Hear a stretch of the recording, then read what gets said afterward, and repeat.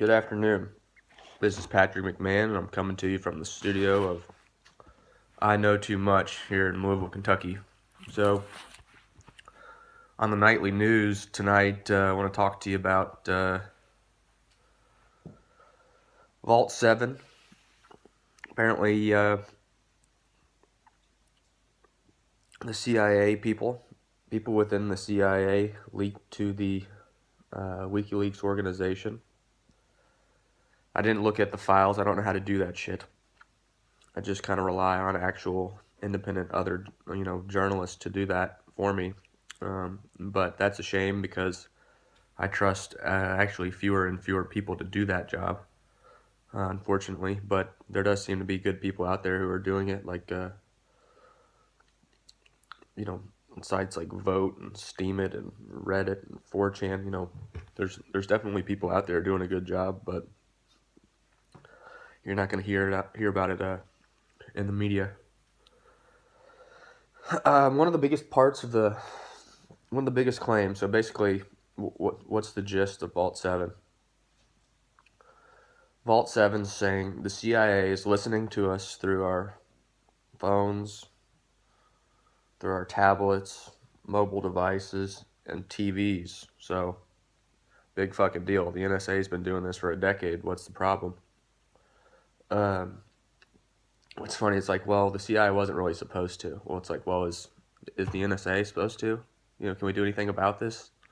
So that the whole spying on us thing is really kind of it's a moot point at this point.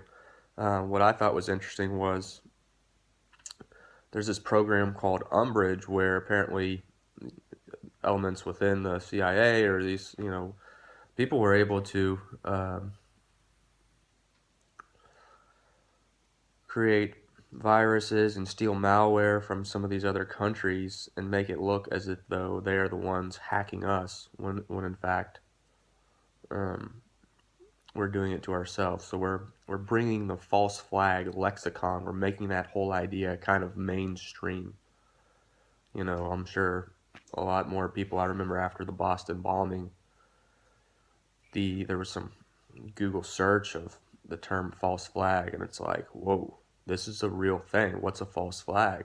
Then you start reading about Operation Northwoods and the Gulf of Tonkin incident, and apparently the guy who really kind of wrote the book on the Gulf of Tonkin being a false flag is now within the Trump administration. So that's an interesting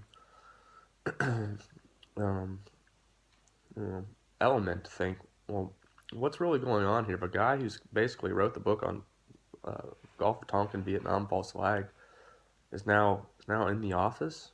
It's interesting. But anyway, I guess the case that the leakers were making was that the CIA was being really reckless with this, and that